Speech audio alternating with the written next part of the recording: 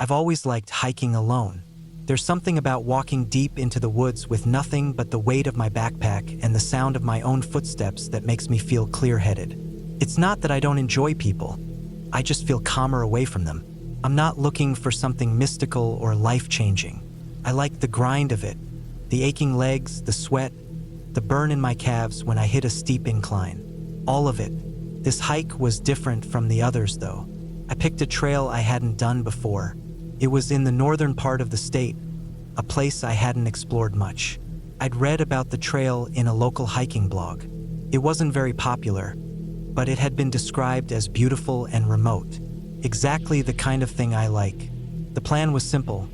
2 days in, set up camp by the lake that sat near the end of the trail, and come back the third day. I parked my car at a small dirt lot just off a forestry road. There wasn't another vehicle in sight, which didn't bother me. I checked my gear, locked the car, slung on my pack, and started down the trail. The trees swallowed me fast. Tall pines, dense ferns, and almost no undergrowth beyond a soft layer of moss and fallen leaves. It was the kind of forest that makes you feel like you're walking into something older than time. The first few hours were peaceful. I kept a steady pace, drank water, and stopped now and then to check the map. I had it downloaded on my phone and had brought a physical copy too, just in case. The trail was marked, but not very clearly. Some of the markers looked faded, but I was used to that. I knew how to navigate without them if I had to. It was around midday when I came across the first thing that felt off. A tree had fallen across the trail. That's normal enough, storms or age will bring them down. But this one had clearly been chopped. The cuts were rough and uneven, but definitely man-made. What made me pause was that the tree had been dragged across the trail deliberately. I could see the drag marks in the dirt, the torn-up moss, and even a few snapped saplings. It didn't make sense to me. If someone wanted to clear the tree, they would have moved it off the trail, not onto it. I stepped over it and kept going. The trail became harder to follow after that. The terrain sloped down into a shallow valley, and I lost the path a couple of times. My GPS still worked though, and I used the map to reorient myself. I started to see more signs that someone had been in the area. Broken branches, footprints in the soft dirt, and what looked like old campfire pits that had been buried in leaves. I wasn't sure why, but I started to feel like whoever had been here hadn't wanted to be found. I reached the lake around 4 p.m. It was smaller than I thought it would be, but still beautiful. Crystal clear water, ringed by trees, and not a single piece of trash in sight. I set up my tent on a flat patch of ground a little ways from the shore. I made a small fire pit, boiled some water for food, and sat down to eat. The quiet was deep. No birdsong, no wind, just the occasional rustle of leaves when something moved far off in the trees. I tried not to let it bother me. That night, I barely slept. There was no one else around. I was sure of that. But sometime after midnight, I heard something outside my tent. It started slow, like heavy footsteps on pine needles. Then it stopped. I held my breath, listening.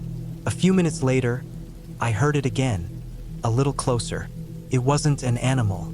I've camped enough to know the difference. It wasn't the scurrying of a raccoon or the crackling steps of a deer. It sounded like a person walking barefoot.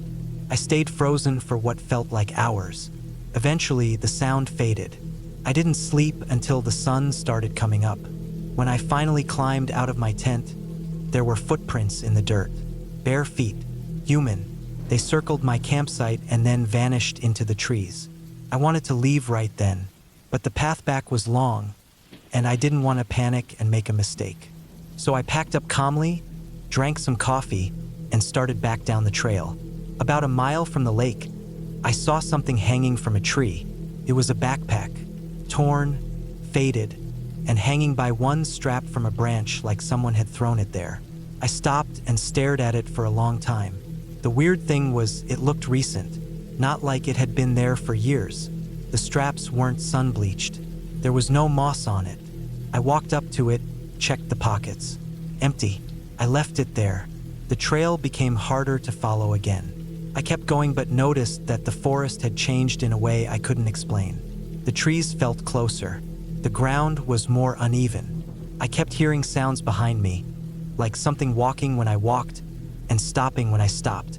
Every time I turned around, there was nothing. At some point, I lost the trail completely.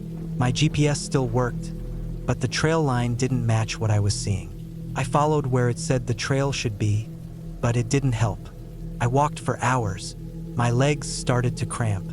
I stopped to eat, drink, rest. Then I kept going. I started to worry that I was walking in circles. I'd seen the same downed log twice, even though I had changed direction. I checked for landmarks. Nothing helped. I started marking trees with my knife, just to be sure. I came back to one of those trees an hour later. At that point, I panicked. I dropped my pack and sprinted in one direction, just to break the loop. I ran until I couldn't anymore, until my lungs burned and my knees gave out. I sat on the ground, chest heaving. It was almost dark. That night, I didn't set up the tent. I just wrapped myself in the emergency blanket and curled up next to a tree. I didn't sleep. I kept thinking about those barefoot prints. I kept listening for that sound. Just before sunrise, I thought I saw someone standing between the trees far off, but when I blinked, they were gone. The next day, I found a different trail. Not the one I had taken in, but a trail all the same. It looked more used, more modern. I followed it for hours. Eventually, I found a trail sign. I was over 10 miles from where I should have been. I don't know how I got that far off course. I made it to a forest ranger station by late afternoon. They were surprised to see me. They told me people had gotten turned around in that part of the forest before, but never that far. I didn't tell them everything. I just said I'd gotten lost. I got a ride back to my car. It was still there, covered in dust. I drove straight home. I didn't eat. I didn't sleep. I just sat in the shower for an hour and stared at the wall. It's been 3 months now. I haven't gone hiking since. I keep thinking about those footprints, the way the trail disappeared, the backpack hanging in the tree. I don't know who or what was out there, and I don't care. I'm not going back. Some places aren't meant to be explored alone. That trail isn't on the hiking blog anymore. Someone deleted the entry. I checked the author's name. Their page is gone too. I don't want to know why.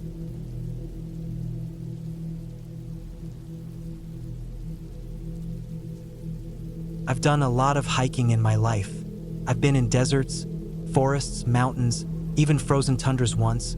But what happened on a solo hike in Colorado in the fall of 2019 changed how I see everything. It changed how I hike. It changed how I sleep. I'm lucky I made it out at all. Looking back, I still think about what I could have done differently, where I went wrong, and how fast things spiraled out of control. That trip started out like every other hike, but it turned into the scariest experience of my life. I flew into Denver late September and drove out toward Gunnison National Forest. The colors were starting to change. Golds and reds were spreading across the aspens, and the air had a sharpness to it that told me winter wasn't far.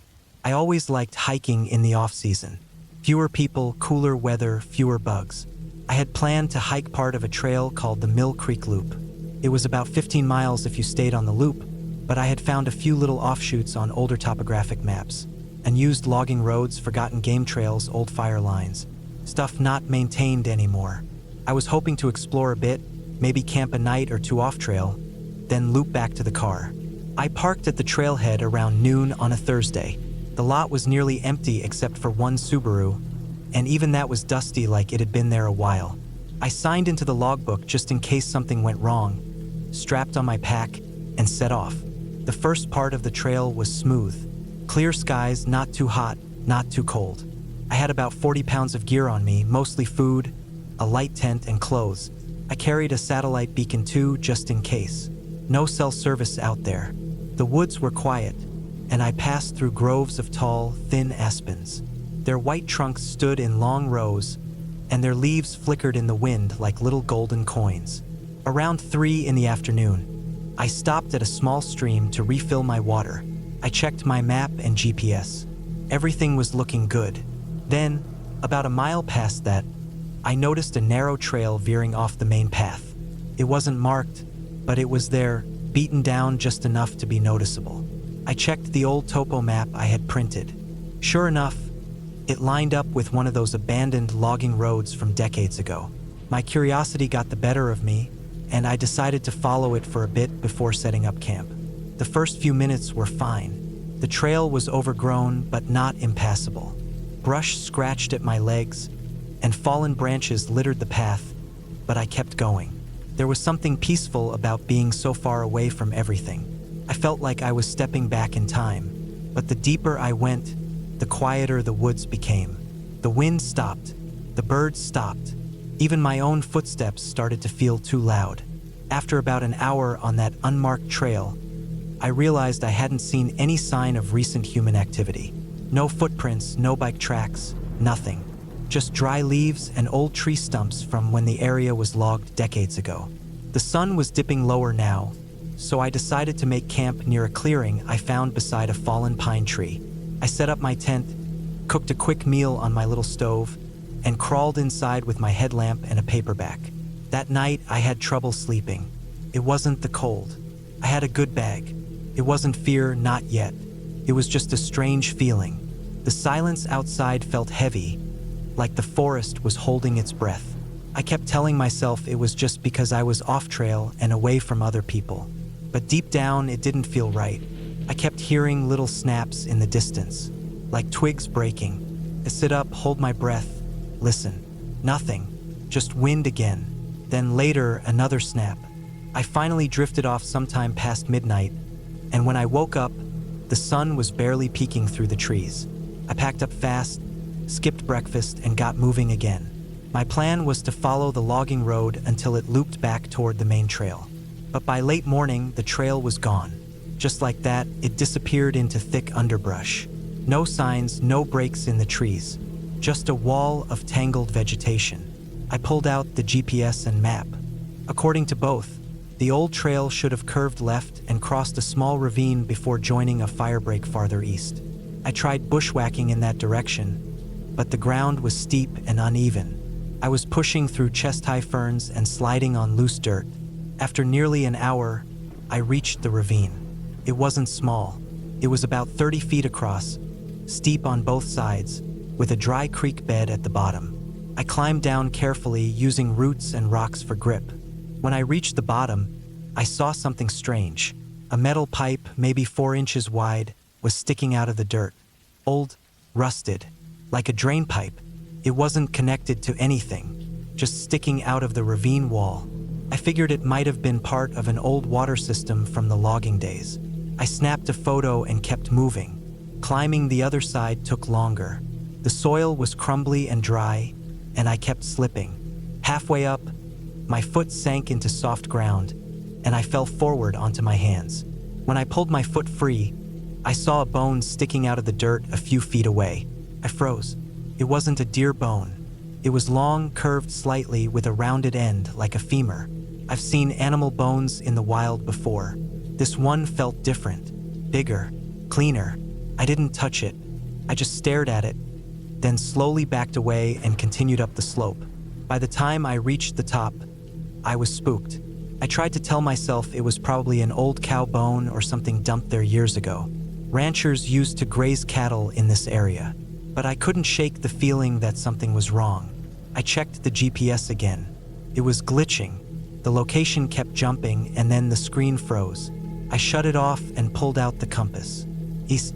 I needed to keep heading east, but the terrain was getting worse. Deadfall everywhere.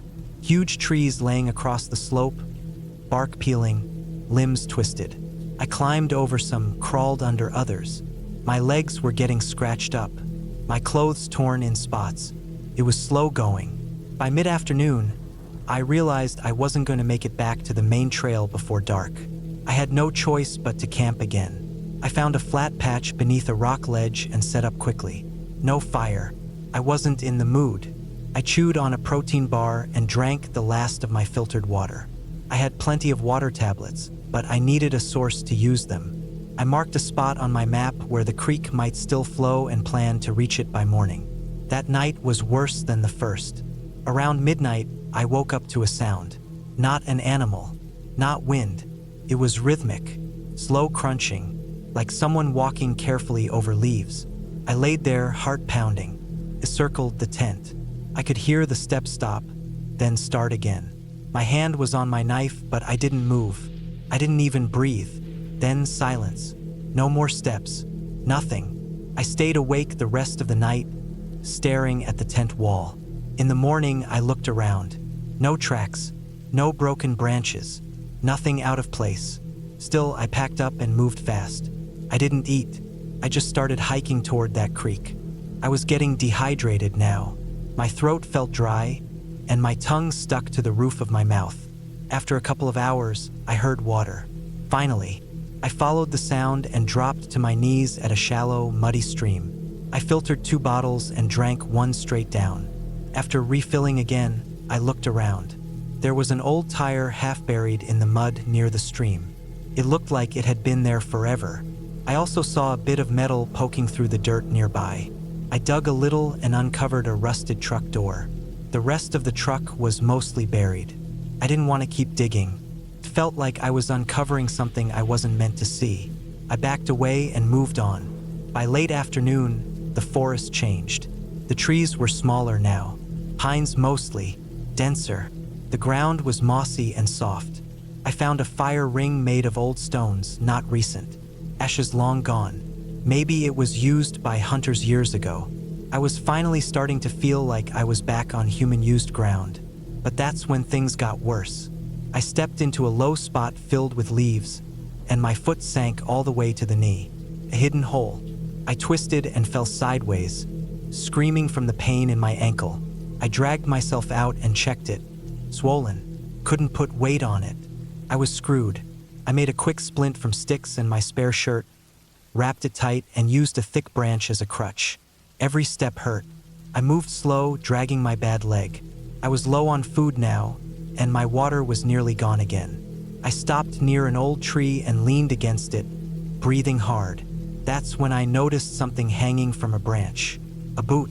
Just one. Old, cracked leather. I looked around. More pieces of gear. Torn jacket. A rusted knife. Scattered like someone dropped them while running. My stomach turned. I didn't know what happened here, but I didn't want to be next. I kept moving. By the next morning, I was delirious. I hadn't slept. I had barely eaten. My ankle was twice its normal size. The forest was spinning.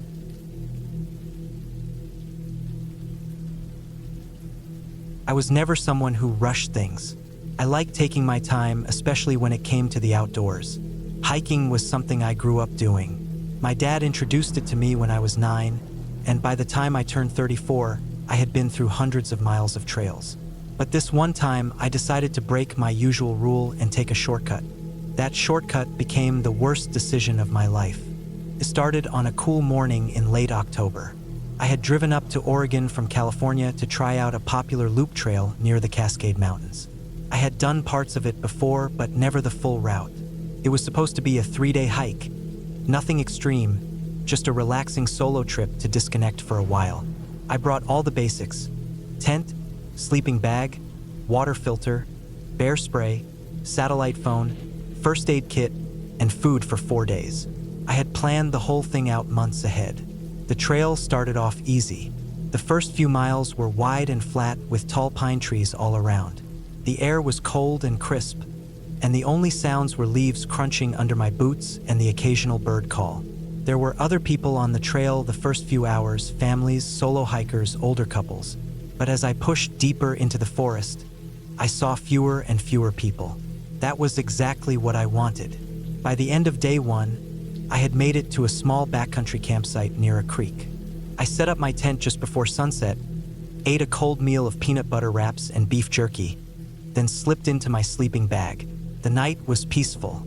I fell asleep quickly to the sound of running water. Day 2 started early. I boiled water for coffee, packed up my gear, and got moving before the sun had fully risen.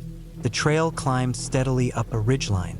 I was sweating through my base layer by mid-morning, even though the temperature barely reached 50 degrees. I had planned to make it to a small alpine lake by late afternoon. That would have been the halfway point with a nice spot to camp.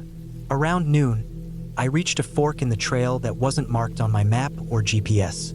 There was a worn sign that had mostly faded, but the word lookout was still barely readable, pointing down a narrower path. The map showed that the main trail looped wide around the base of a large hill before circling back toward the lake. But I had read online that some locals used a cut-through trail to save almost 5 miles of hiking. It was risky because it wasn't maintained, but I was feeling confident. I thought I was prepared. I stood there for a minute trying to decide. My legs were already sore, and the idea of saving 5 miles was tempting. I knew better, I really did, but I was alone, ahead of schedule, and I figured what's the worst that could happen? So I took the shortcut. The trail started out decent, narrow but clear. It wound through dense pine trees and over patches of moss-covered rocks. After about a mile, it started to get steep. I used my trekking poles to keep balance. The earth was dry and loose in some areas, and I nearly slipped twice.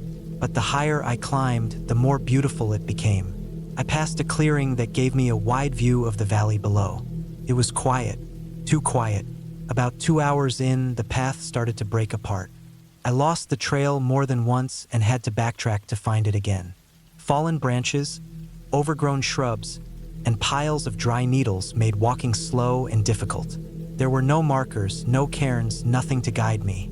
I felt a knot in my stomach, but I pushed on. Then I noticed the sun was already starting to dip. I checked the time.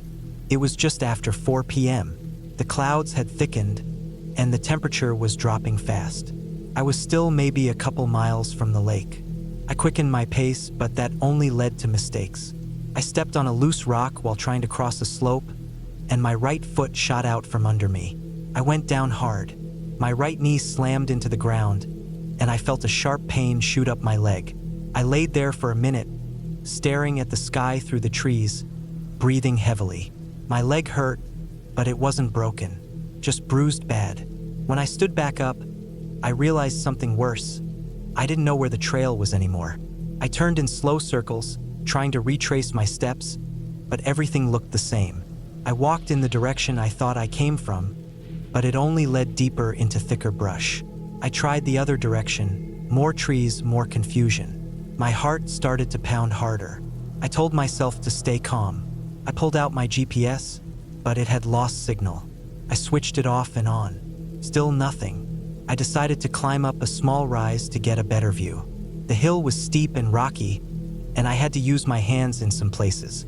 At the top, I got a small view of the forest, but I still couldn't see any trail or lake. Just endless trees in every direction. And the sun was almost gone now. I knew I had about an hour of daylight left. I could either try to keep moving or find a place to set up camp for the night. I chose the second option. My knee was aching badly, and moving in the dark without a trail felt too dangerous. I found a flat spot under some trees and quickly set up my tent. My hands were shaking a little as I lit the stove and heated up a small pot of soup. I didn't feel hungry anymore, but I made myself eat. Then I got inside the tent, zipped up the door, and laid down. The forest at night felt different. Every sound outside felt louder. Twigs snapping, branches swaying. At one point, I heard something large moving slowly through the underbrush. My body froze. I reached for the bear spray and kept it beside me, staring at the thin fabric wall of the tent. I don't think I slept more than an hour the whole night. When morning came, the forest was covered in mist. The trees looked like shadows, and the ground was soaked. I packed up quickly and tried to find my bearings. I still had no GPS signal. My phone was useless, no bars. I knew I had to move west toward the lake. If I could reach the main trail again, I could get back on track. But the terrain was rough. My knee throbbed every time I stepped wrong, and I had to stop often to rest. By noon, I had barely made 2 miles. I was running low on water and used my filter to refill from a small stream. That was when I noticed strange markings on the trees. Cut bark, almost like someone had stripped pieces off with a knife. They weren't old. Some looked fresh. I figured maybe hunters had come through recently, but it still made me feel uneasy. Later that afternoon, I came across a structure. At first, I thought it was just a pile of dead branches, but when I got closer, I saw it was a shelter. Not a campsite, more like a handmade lean-to. The roof was made of layered bark and branches with a low entrance. I crouched and peeked inside. It was empty, but there were old wrappers and what looked like part of a sleeping pad. Someone had been living out here. That's when I heard the noise. A crunch of dry leaves, close, too close. I stood up fast, heart racing, and scanned the woods. Nothing. No voices, no movement. I waited for a minute, then slowly backed away from the shelter. I didn't want to find out who or what had been using it. I kept moving. I tried to stay calm and focused on keeping my steps steady. But the forest was starting to feel like a maze. Every direction looked the same. Trees, rocks, shrubs. No sign of trail, lake, or humans. The sky grew darker again. Clouds rolled in fast, and it started to rain. Not heavy at first, but cold and steady. I threw on my poncho and kept walking. The ground turned muddy, and I slipped more than once. I knew I had to stop before nightfall, but I couldn't find a good place to camp. Everything was soaked. Eventually, I found a small area under an overhang of rocks. It was just big enough for my tent. I set it up with shaking hands, slipped out of my wet clothes, and got inside. My knee felt swollen. My stomach was cramping. I had enough food for another day, maybe two, but I was scared. I knew I had messed up. I knew I had made the wrong choice. That night, I didn't sleep at all. Something or someone kept circling my camp. I could hear soft steps in the wet leaves. I held the bear spray tight and waited, breath held, until the sound faded. When the sun rose again, I packed fast and kept moving. My mind was stuck on one thing: find the lake, find the trail, get out.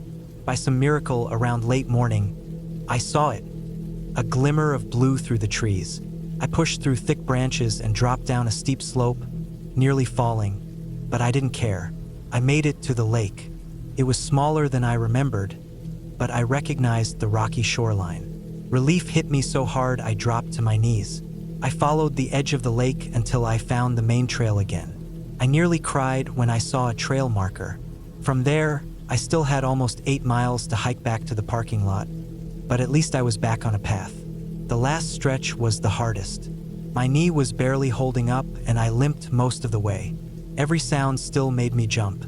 I didn't stop until I reached the trailhead, dirty, cold, and exhausted. My car was still there, untouched.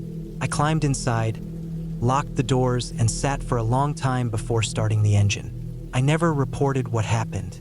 I didn't want to admit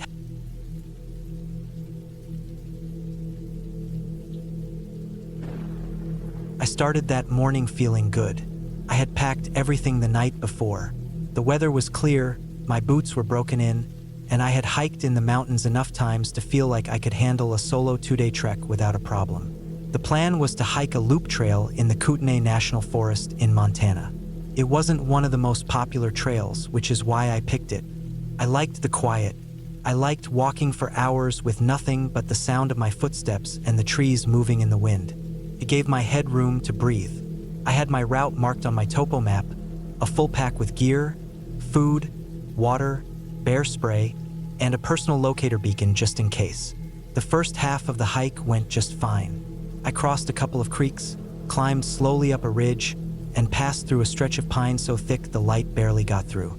I stopped around mid-afternoon to eat something, sitting on a rock and taking in the silence. It was perfect, just how I wanted it. That was the last moment everything felt normal. Later in the day, I reached a fork in the trail. One side went uphill along the marked route, curving around the ridge like it was supposed to. The other was an unmarked path that cut through a stand of trees and dropped straight down into a narrow valley. It looked more like a game trail than a hiking path, but it pointed in the direction of the spot I wanted to camp that night. I checked my map and GPS. The shortcut wasn't on the map, but based on the direction and my estimated location, it could save me about 2 hours of hiking if it connected to the forest road near the bottom. It looked dry, no prints, no muddy ruts, no warning signs. I stood there for a minute weighing the decision. I wasn't tired, and I had plenty of daylight left, but the thought of relaxing at camp earlier than planned sounded nice. I told myself I'd just check it out. If it didn't look right after 5 or 10 minutes, I'd turn back. I never did turn back. The first part of the shortcut was fine. It dropped steeply downhill, but the ground was stable. I had to step over a few downed trees and duck under some low branches, but nothing bad. The trail dipped into a more shaded area where moss hung thick from the limbs and the trees grew tighter together. I stopped seeing signs of human traffic. No boot prints, no cut branches, no wrappers or anything. I knew then that it probably wasn't a proper trail, but it was going in the right direction and still looked walkable. So I kept going. About 20 minutes in, the path dropped into a narrow ravine. I had to sidestep down the slope with care, using my hands to hold onto roots. I noticed then how quiet it had gotten, the kind of silence that felt heavy. No birds, no wind, just the sound of my breath and the small thuds of my boots on dirt. That was when I started to feel uneasy. I've been hiking long enough to know when something feels off, and something about that place made the hairs on my neck stand up. Still, I kept going. I didn't want to climb back up that slope. The ravine bottomed out in a flat area choked with brush and fallen trees. I slowed down, picking my steps carefully. That's when I slipped. One foot went out from under me on a wet patch of moss-covered rock, and I fell hard, landing on my hip and twisting my ankle. It wasn't broken, but it hurt bad. I sat there for a minute, breathing hard, clutching my leg. I cursed myself for being careless. I should have gone back when I realized it wasn't a real trail. I got back on my feet slowly, testing my ankle. I could put weight on it, but it throbbed with each step. I pulled out my trekking pole to take the pressure off and kept going, limping now. I told myself the forest road couldn't be that far, but it was. The terrain kept getting worse. More brush, steeper inclines, more downed trees blocking the way. I checked my GPS. I was still heading the right direction, but slower now, and the sun had started slipping toward the treetops. It was clear I wouldn't reach my intended campsite before dark. I stopped near a fallen log to rest and drink water. I looked around and realized I hadn't seen a single trail marker, ribbon, or blaze since I left the main trail. I was alone, well off the grid, and walking on a route that didn't exist on any map. That's when it hit me fully. I wasn't just taking a shortcut. I was lost.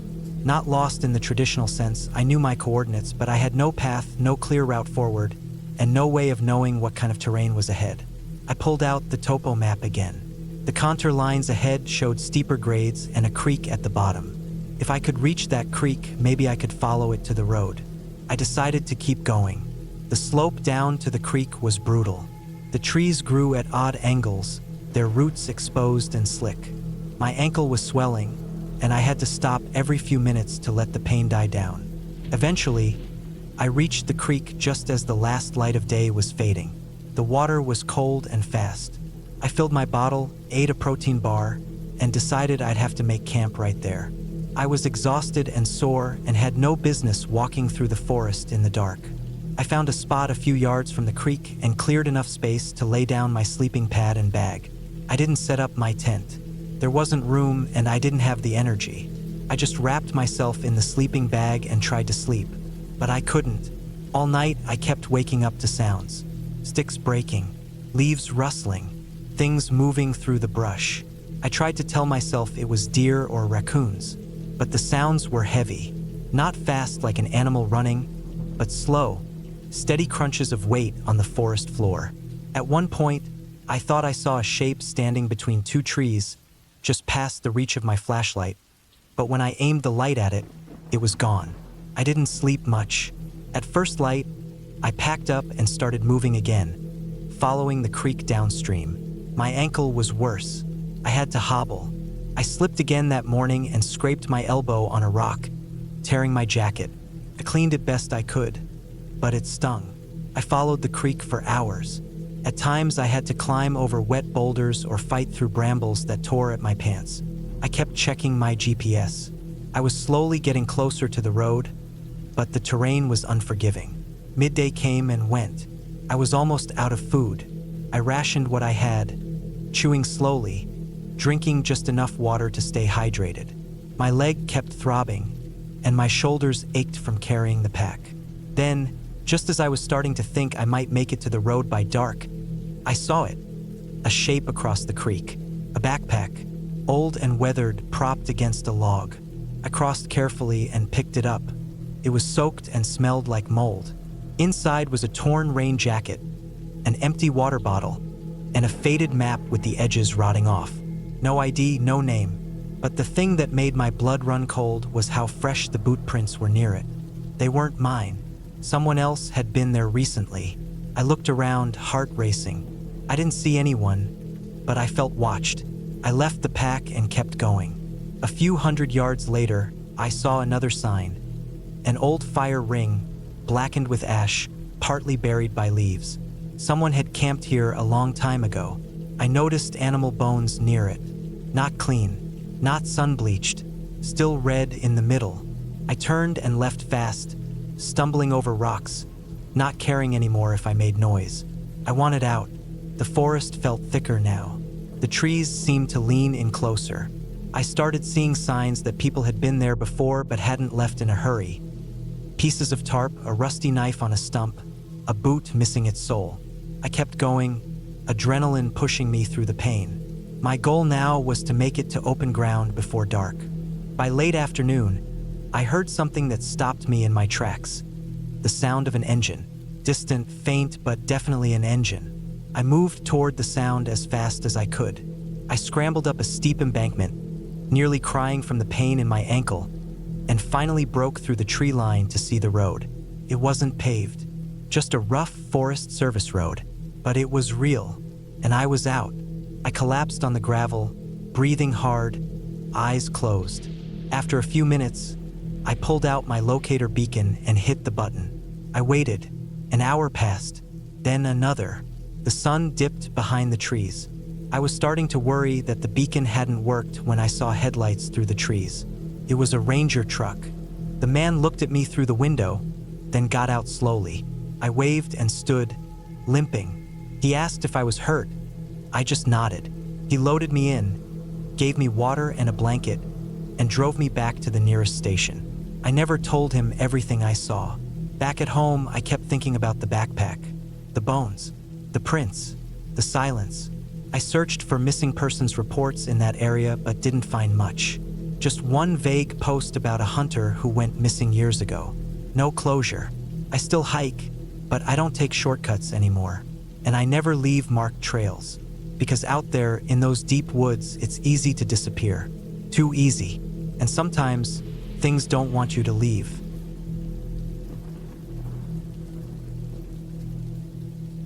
I've been hiking for years.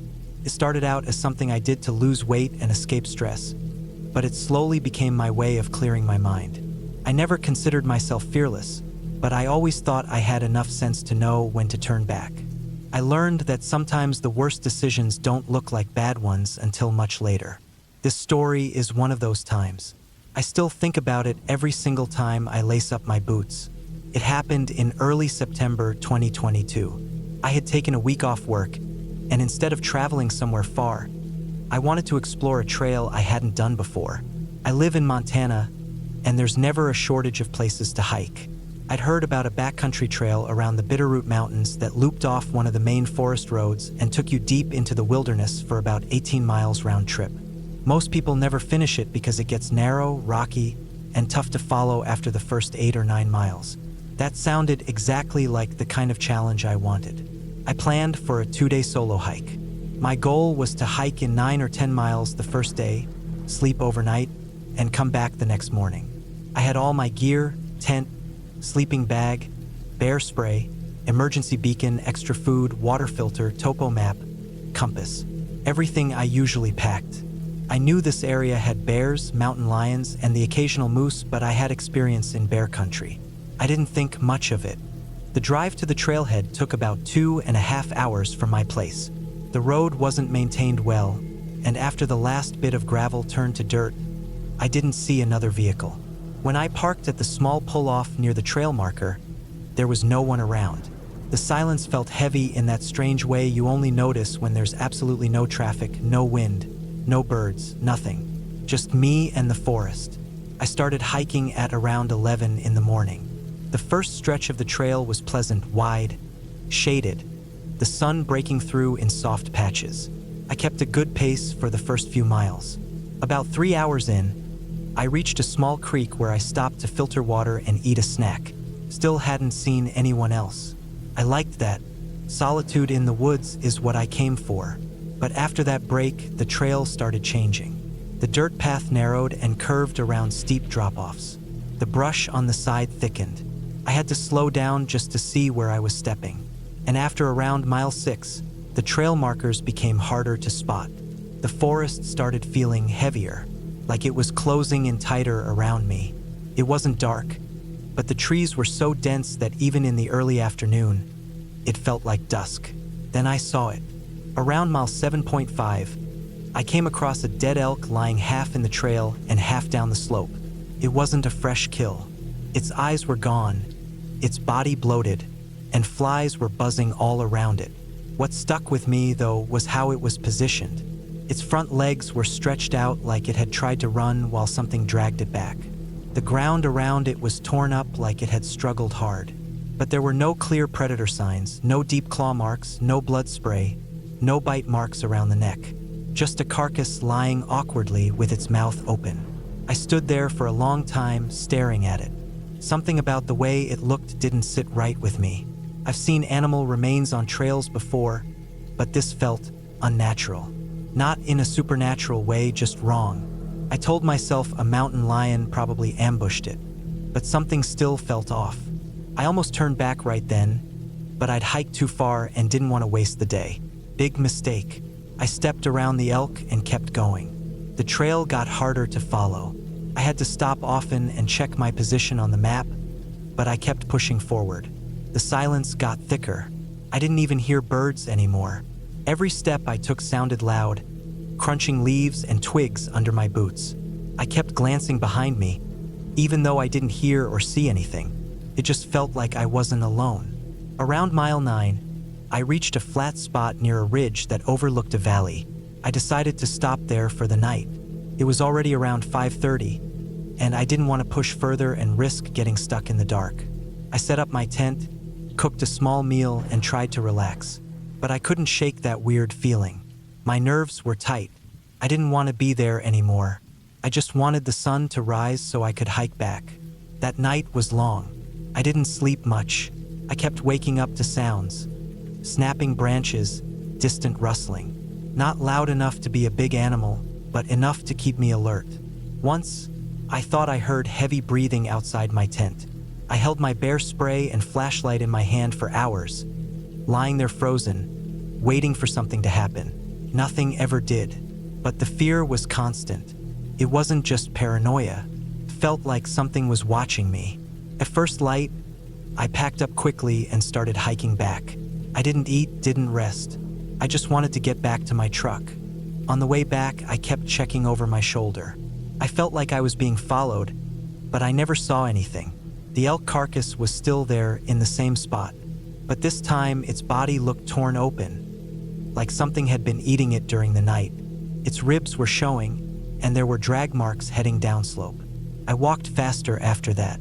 I didn't care about saving energy. I just wanted out. Somewhere around mile 5, I took a wrong turn. I didn't realize it until I'd been going downhill for too long and saw a stream that wasn't marked on my map. I stopped, checked my position, and realized I was about a mile off course. I cursed myself and tried to cut across to rejoin the trail. That was my second big mistake. The terrain off-trail was rough, thick brush, uneven rocks, and lots of fallen trees. I thought I could make it across and find the trail again, but every direction I tried just got more tangled. I kept checking my compass, but I started feeling disoriented. I couldn't even hear the wind anymore. Everything was still and hot and suffocating. Then I stepped into a patch of loose rock and my right foot slid out from under me. I twisted and crashed down hard, my shins smashing against a boulder. The pain hit instantly, sharp, deep, and nauseating. I looked down and saw blood running down my leg.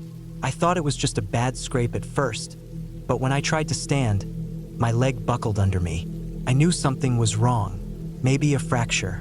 I was stuck, off trail, with a possibly broken leg, no cell signal, and several miles from my truck. I pulled myself to sit under a tree and took out my emergency beacon. I didn't want to use it. I wanted to handle this on my own. But the pain was getting worse and I couldn't walk.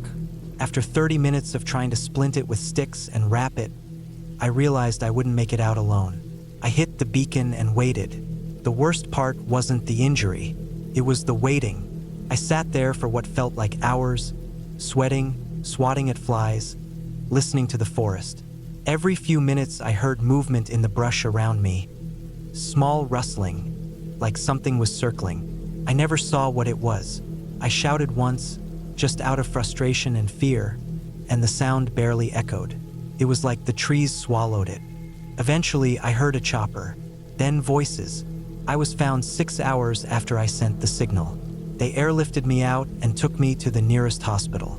Turned out I had a fractured tibia and needed surgery. I spent the next 2 months on crutches and physical therapy. That should have been the end of it. But even now, years later, I still have nightmares about that forest, about that elk with the twisted neck, about something that was just out of sight watching me.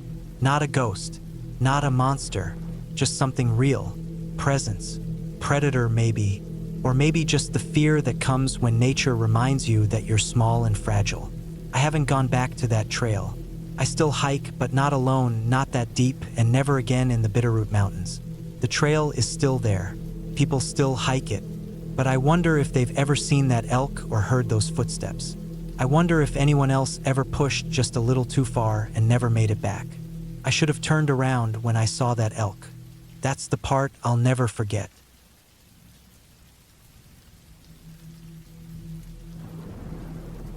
I've always liked being alone in the woods, not in a weird way. I'm not someone who goes out searching for meaning in the trees or anything like that. It's just that I've always found comfort in the quiet. I like the sound of my boots hitting dirt, the rhythm of my breath climbing uphill, the absence of voices and cars and everything else that makes the real world feel too fast. I took my first solo overnight hike when I was 23. I had planned it for weeks, printed maps, packed carefully, told my parents exactly where I was going and when I'd be back. I stuck to a simple loop trail in a well-known state park, and nothing went wrong. That trip gave me confidence.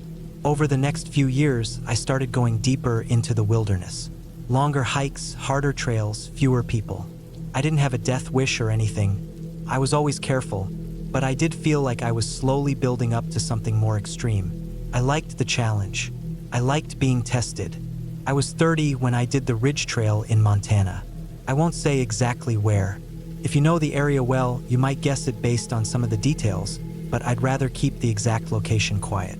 Not because I think the trail is cursed or anything stupid like that. It's just dangerous. It's not marked very well, the weather turns fast, and once you're up on the ridge, it's hard to get down. If something happens to you up there, you're stuck. And that's exactly what happened to me. I picked the trail because I wanted something new. I'd done dozens of overnighters by then, some in the Rockies, some in the Cascades, some even in Alaska. But this ridge trail had caught my eye in a forum post. A guy had shared a photo of a narrow spine of rock, like the back of some buried animal, stretching for miles between two peaks. The trail followed that ridge with cliffs on both sides. No official signage, no shelters, no crowds, just rocks, sky, and wind. The more I looked into it, the more I realized how little info there was. Some people mentioned it in passing, but there weren't many full trip reports. The maps I found were outdated and didn't show much past the base trailhead. But I liked that. It felt raw, like something that hadn't been turned into a social media photo op yet. I planned to go in mid-September. The weather was usually stable around that time, though it could get cold at night. I packed light but smart tent, sleeping bag, GPS, water filter, first aid, extra food, bear spray, and everything I thought I might need if things went sideways. I also had a satellite communicator that could send an SOS if I really got in trouble. I parked at a gravel lot off a dirt road about 3 hours from the nearest town. It was empty, just one old pickup truck with dust caked onto the windows.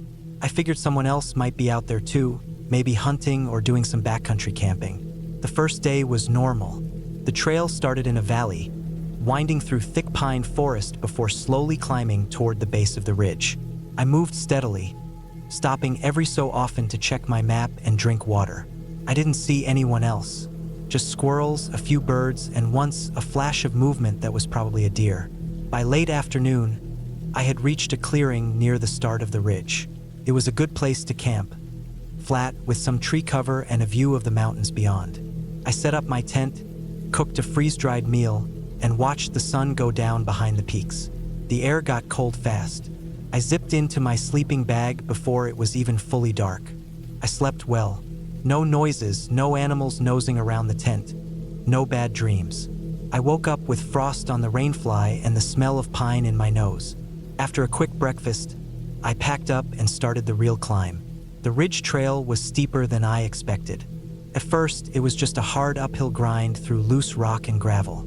Then it got narrow.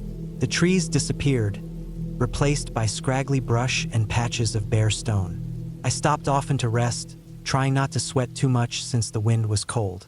By early afternoon, I was on the spine. The view was incredible. On my left, the land dropped away into a forested valley with a winding river cutting through it. On my right, steep rock fell into a dry basin, filled with loose scree and fallen trees. The trail itself was no more than a faint line in the dirt, barely wide enough for both feet side by side. I should have turned around right then. Not because of anything dramatic, just a feeling. My legs were tired, and the wind had picked up. Clouds were starting to build on the horizon, but I had told myself I was going to cross the ridge. The plan was to follow it for about 6 miles, then cut down into another valley where an old fire road would lead me back to the starting point. So I kept going. The trail got worse. At some points, it disappeared completely, forcing me to pick my way across boulders and ledges. The drop-offs became more serious, hundreds of feet straight down. I took my time, moving slowly, triple-checking my footing.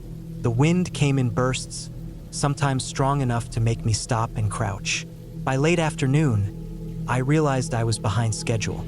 The ridge wasn't a straight shot. It twisted and climbed in unpredictable ways, and the map I had was useless. My GPS showed my general location, but there were no detailed trails marked. I checked the battery, it was already down to 60%, even though I had barely used it. I had to make a choice. Either turn back and try to get down the way I came, or keep going and hope I could reach the fire road before nightfall. I chose to keep going. That decision still wakes me up sometimes. Around 5 p.m., I reached a section of the ridge that was completely exposed. No trees, no cover, just raw rock sloping down on both sides. I moved slowly, knees bent, eyes on the trail. Then I heard the first rumble. Thunder. I stopped and looked back. The clouds I had seen earlier were now darker and closer.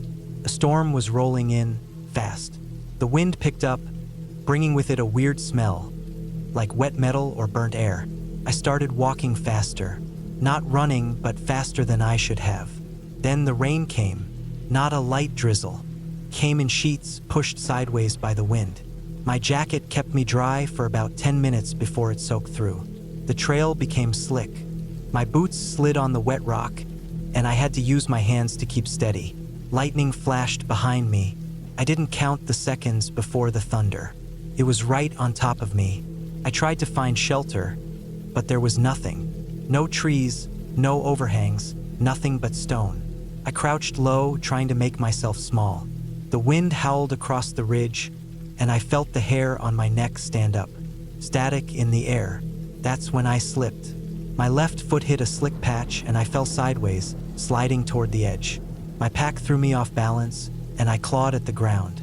My right hand caught a crack in the rock and I held on. My legs dangled over the edge. I don't know how long I hung there. Maybe 10 seconds, maybe a full minute. My fingers ached, and my pack pulled me down. I kicked and twisted until I got one leg back up, then the other. I crawled away from the edge, gasping. I didn't care about the trail anymore.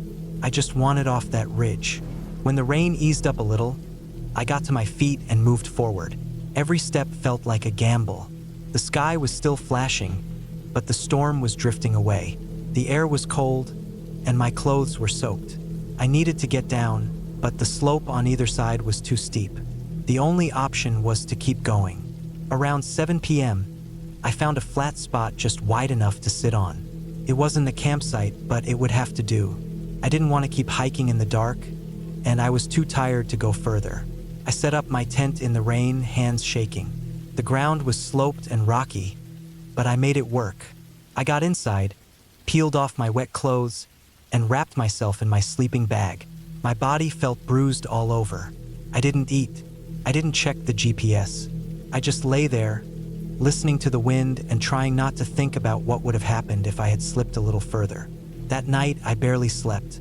The wind beat against the tent, making it flap and groan. At one point, I thought I heard voices, but that was just the wind, high and thin, slipping through cracks in the rocks. My brain was fried. My body felt like it had been hit by a truck. When I crawled out in the morning, the sky was clear. The ridge stretched out in front of me, golden in the early light. I wanted to believe that was a good sign, but I didn't trust it. I ate a protein bar and drank some filtered water, then checked the GPS. The fire road was still 2 miles ahead, but there was no clear way down. The ridge dipped and rose again like a roller coaster. I tightened my boots and kept moving. That day was worse than the last. The trail was barely there. In some places, I had to lower myself down ledges, dropping my pack first, then climbing after it. I slipped again twice but caught myself. My hands were raw from gripping rock. I tore my jacket on a sharp outcrop. Every time the wind blew, I tensed, thinking it would throw me off balance. Around noon, I reached a spot where the ridge split in two. The right path looked easier, wider, flatter, but the left path matched what little my GPS was showing. I went left. That was another mistake.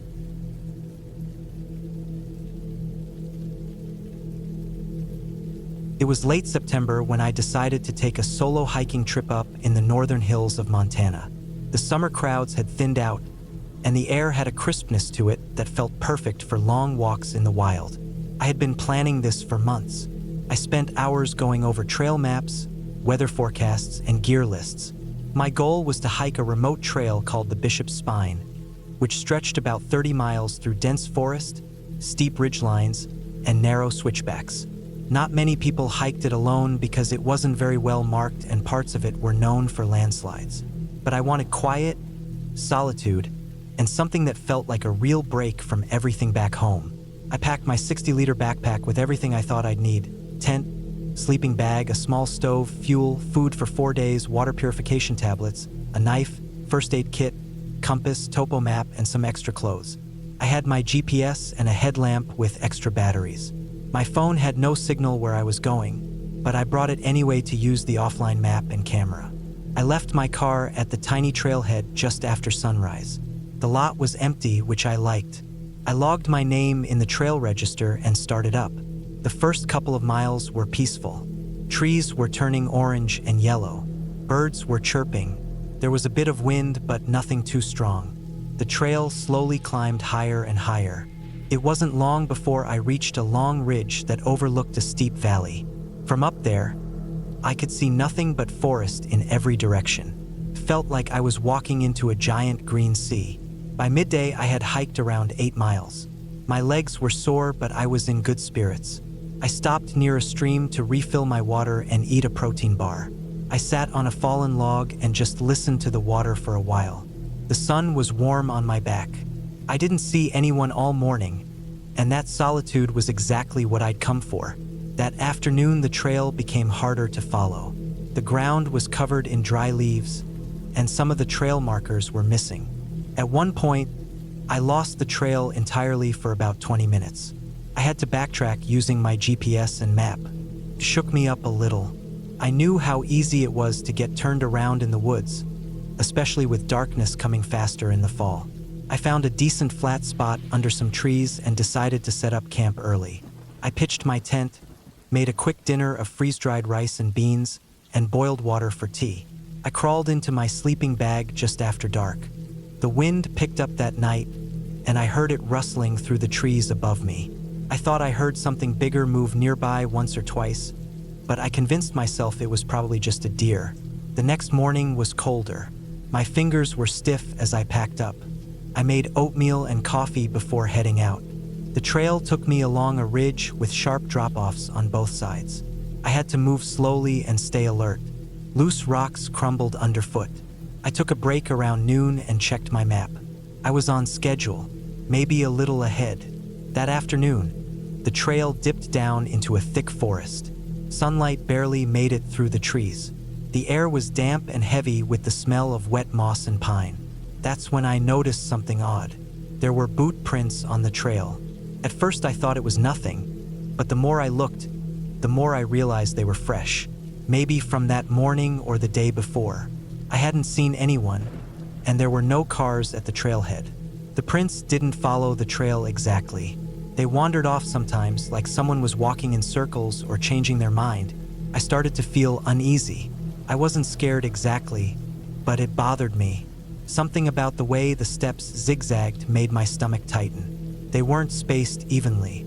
Some looked deep, others shallow, like the person was limping or staggering. I kept moving. I told myself it was probably just another hiker who came in from a different direction or was doing some bushwhacking.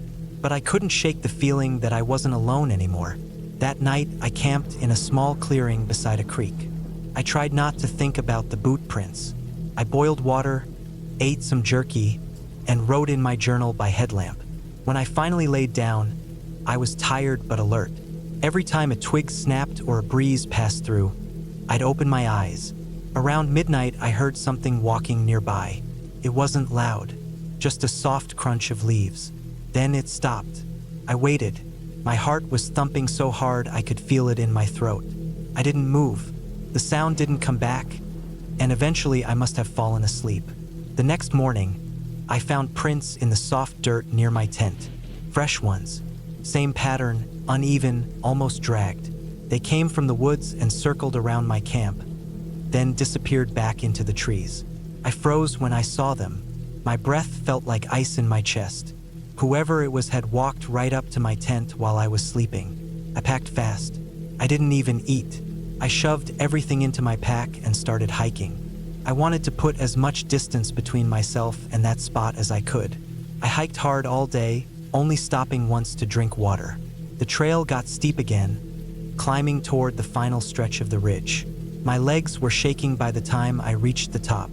From up there, I could see the valley again, and in the distance, maybe 6 or 7 miles away, I saw what looked like smoke. Just a tiny column rising through the trees. It didn't make sense. There were no cabins out here, no official campsites that far in. My skin crawled. I took a photo with my phone and kept moving. That night, I made camp near a rock face that offered some shelter from the wind. I didn't light a fire. I didn't want to be seen. I ate in the dark and kept my headlamp off as much as I could. I laid in my sleeping bag with my knife in one hand and my flashlight in the other. I didn't sleep much. I kept thinking about the smoke, the boot prints, the sounds at night. Who was out there? Why were they watching me? Around 3 a.m., I heard the sound of rocks sliding. Not far, maybe 20 feet away. It was slow, like someone was creeping around. Then nothing, just the wind. I didn't move until the sun started to rise. When light finally came, I packed up and started hiking again. I was sore, hungry, and scared. I just wanted to get out. The last stretch of the trail was supposed to be the easiest. Downhill all the way to a gravel road where I'd arranged for a shuttle to pick me up. But a mile in, I found something that stopped me cold. A dead rabbit right in the middle of the trail. His body was torn open, but not eaten. Just laid there like a warning. I stared at it for a long time before stepping around it. My stomach felt like it was turning inside out. For the next few miles, I kept checking behind me. I couldn't shake the feeling that someone was following. Not close, but just far enough to stay out of sight. Every sound made me flinch. When I finally reached the road, I felt like collapsing. The shuttle arrived 20 minutes later. The driver said nothing, and I didn't explain why I looked like I hadn't slept in days. I didn't tell anyone about what happened for a long time. When I got home, I looked at the photo I took of the smoke. Zooming in, I saw something I didn't notice before. A figure, just a shadow of a person, standing beside the smoke, watching the trees. I deleted the photo. I haven't been hiking alone since.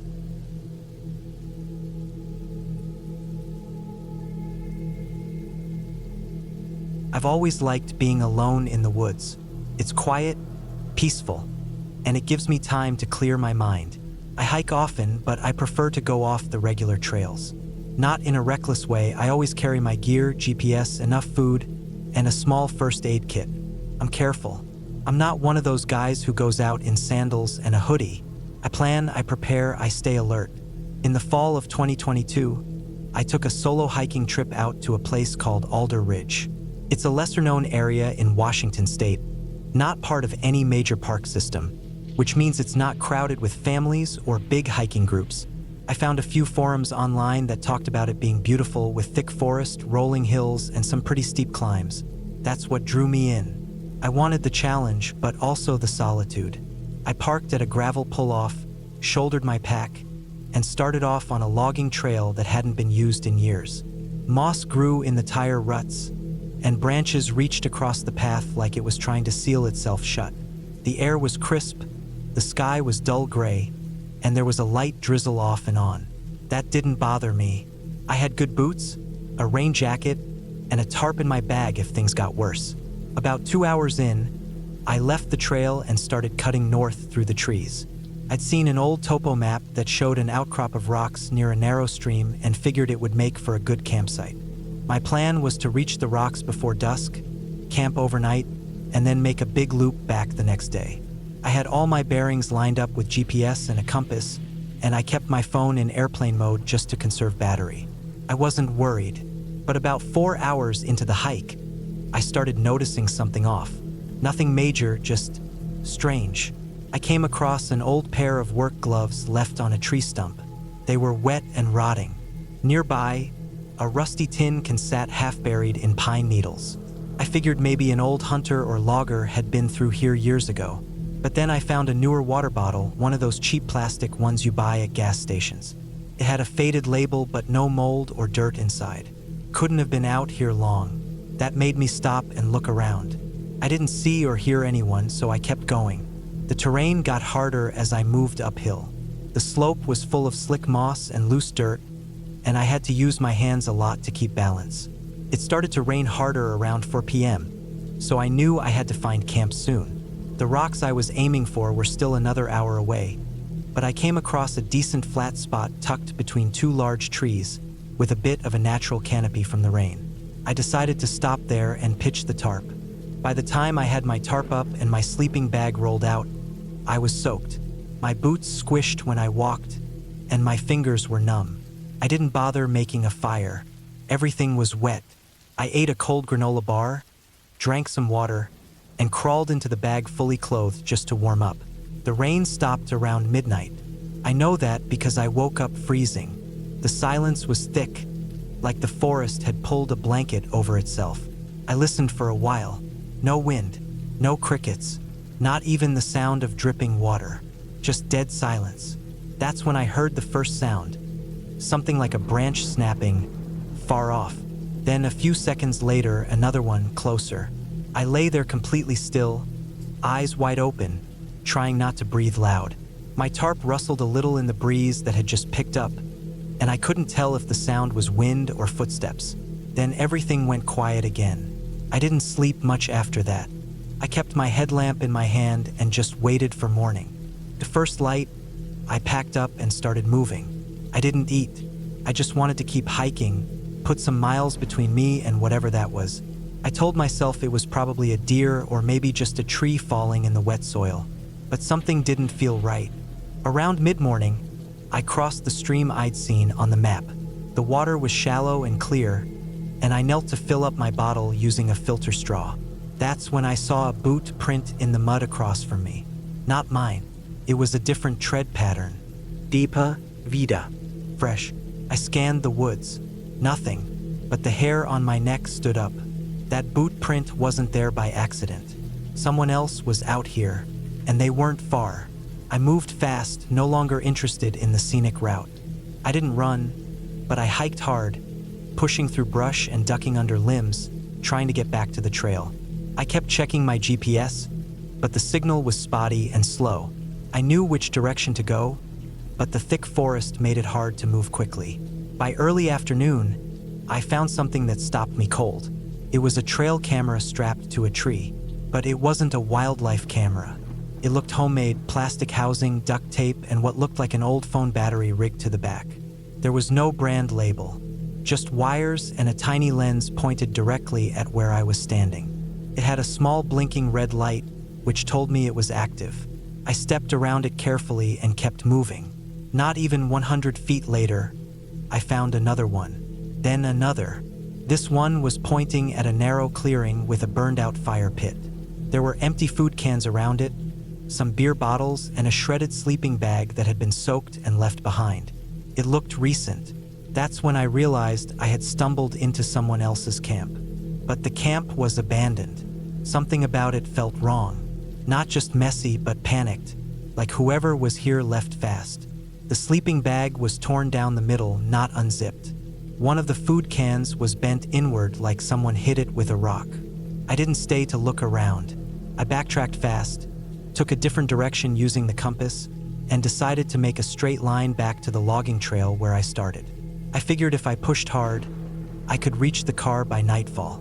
But around 3 p.m., I noticed something again. I stopped to tie my boot, and that's when I saw it. Another boot print, same size and tread as the one near the stream. But this time it was on the path I had just walked, which meant someone was behind me.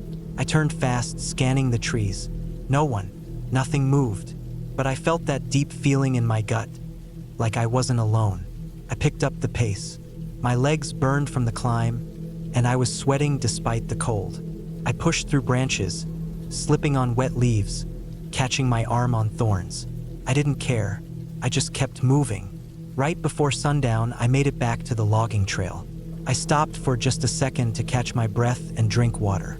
That's when I heard it again, movement in the woods, off to my left. I didn't wait to see what it was. I jogged the last half-mile back to the gravel lot. But when I got there, my heart dropped. My car door was open, not just unlocked, wide open. I approached carefully, crouching low. The front seats were empty. The back seat had been rummaged through. My duffel bag was gone. It had nothing too valuable, just clothes and a backup charger, but still, someone had broken in, or maybe waited there. I checked the trunk. My emergency kit was still there. So was my spare food and water stash. But my glove box had been opened and emptied onto the passenger seat. My map was gone. I didn't waste time. I got in, locked the doors, started the engine, and drove. I didn't stop until I was over an hour away and had cell service. Then I pulled into a gas station and just sat there for a while. I called the local sheriff's office and made a report. They didn't seem too concerned. Said it was probably just a transient or someone living off the grid. They took my statement and said they'd send someone out to check. But they didn't ask many questions. A week later, I checked a hiker's forum and found a thread about Alder Ridge. Someone else had posted about finding strange cameras in the woods. They also mentioned seeing someone in a camouflage jacket watching them from a distance, just standing behind a tree. That thread got deleted 2 days later. I never went back to Alder Ridge. I still hike, but I stay on marked trails now. I carry bear spray and a personal alarm, and I always check my surroundings. I don't know who was out there that night. I don't know what they wanted or how long they were watching me. But I know this, the woods aren't empty, and not everyone out there wants to be found.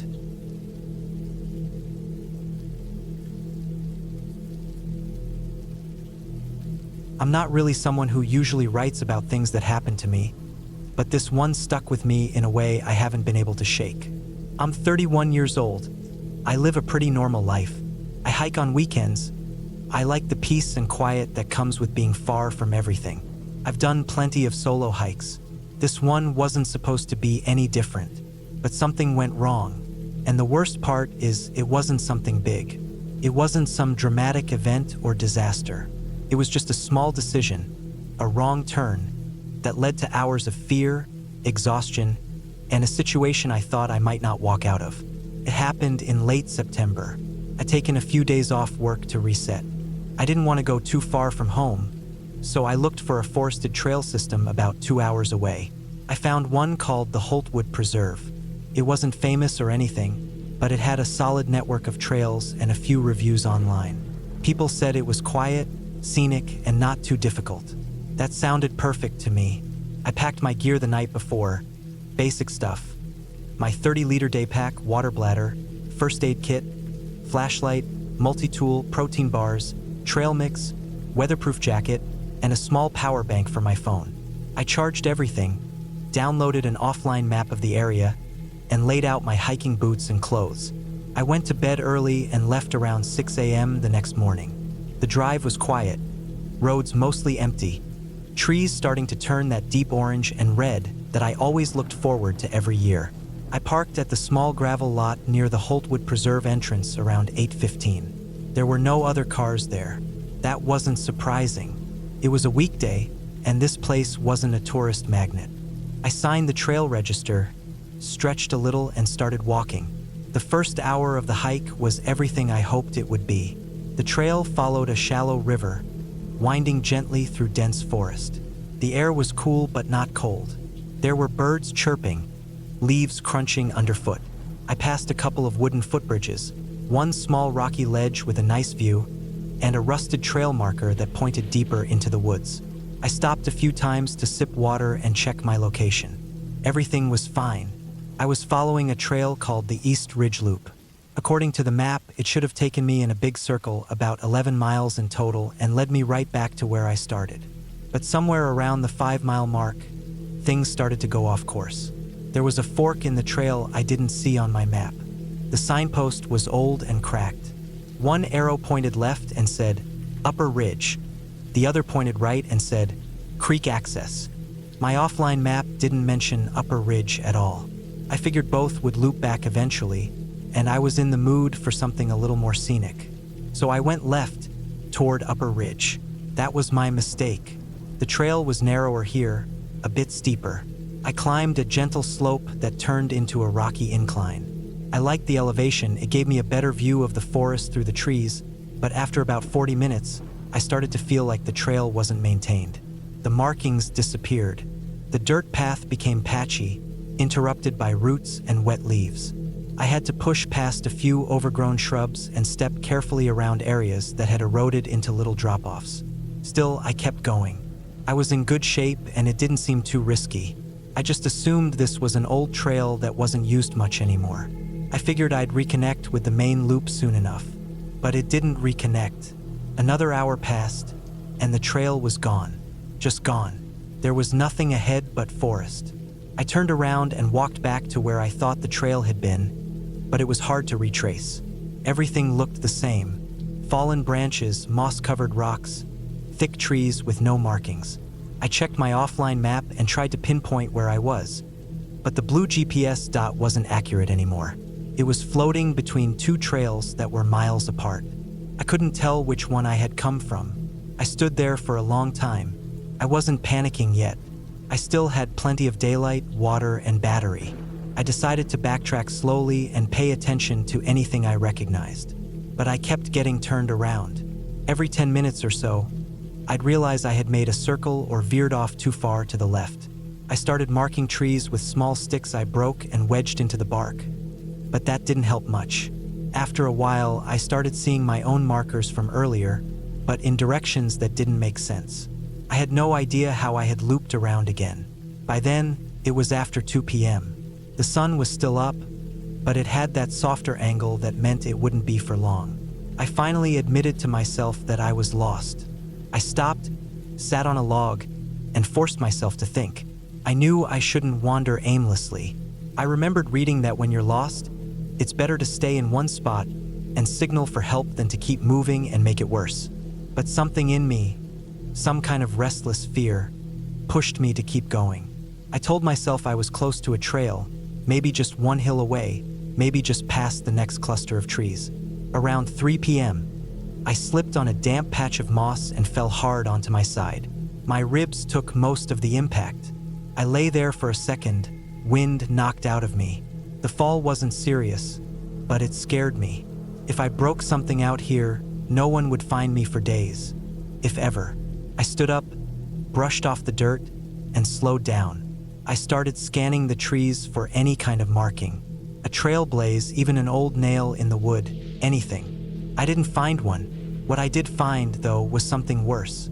I came across a campsite, but it wasn't like the ones you see at regular campgrounds. This one was makeshift, just a flat patch of dirt, a ring of blackened stones from a fire, and an old tarp tied between two trees. It looked abandoned. The tarp was torn, faded, and hanging loose. Beneath it was a pile of stuff: wet clothes, a melted plastic container, and a crushed metal cup. There was also a broken boot, just one. It didn't look like anyone had been here in a long time, maybe years, but for some reason, the sight of it made my stomach knot. I don't know why. Maybe it was the boot. Maybe it was how quiet everything felt suddenly, like the woods were holding their breath. I didn't stay there long. I kept walking, faster now, even though I didn't know where I was going. Around 4 p.m., the light started to fade. It wasn't sunset yet, but the trees were thick and tall. The forest got darker earlier. I pulled out my flashlight and made sure it worked. It did. I had full battery, but that's when I noticed the sound. At first, I thought it was just wind, a low rustling in the trees, but then it repeated. A crunch, a pause, another crunch. Footsteps, not animals. I've heard deer before. I've heard squirrels darting around. This was different. It was slow, steady, with weight behind it, like someone walking on dead leaves. But I never saw anyone. I spun around a few times, scanned the trees, held my breath. Nothing moved. I walked faster. The sound didn't follow. Not for a while. Then it started again, off to my left this time. Just a few paces. Then silence. I turned sharply and shouted. I don't even know what I said. Just noise, hoping to scare off whatever or whoever it was. But there was no answer. I kept going. That happened 3 more times. Footsteps, pauses, silence. I started to think I was hearing things, that maybe the fear was getting to me, but I don't think it was in my head. It always came from different directions. It wasn't an echo. It wasn't mine. By the time the sun dipped below the trees, I was half jogging through the forest. I knew I needed to stop before it got fully dark, but I didn't want to. I was scared of stopping, scared of that feeling of being watched.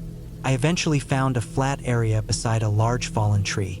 I used it as a windbreak and set up a small shelter using my emergency blanket and paracord. I ate a protein bar and drank the last of my water. I still had some snacks, but no more fluid. My throat was dry, my hands shaking a little from the cold and stress.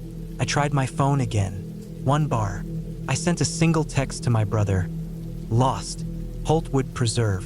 Battery low. It didn't send. Then the battery died. I lay there for hours, eyes wide open, flashlight in hand. I kept hearing things. Leaves shifting, branches cracking. Once, something brushed the edge of my tarp. I sat up and aimed the light, but saw nothing. I didn't sleep. At dawn, I packed up and started moving again. I had no idea which direction was north. I just picked the direction with the most downhill slope and walked. I figured downhill meant water, and water usually meant people eventually. I walked all morning. No food, no water. My legs hurt. My back was sore from the fall. Then, sometime around 11 a.m., I heard something that almost made me cry. A dog bark. It was far off, echoing, but real. I froze and listened. There it was again. I followed the sound, even though it was faint. After about 30 minutes of pushing through underbrush and skirting around gullies,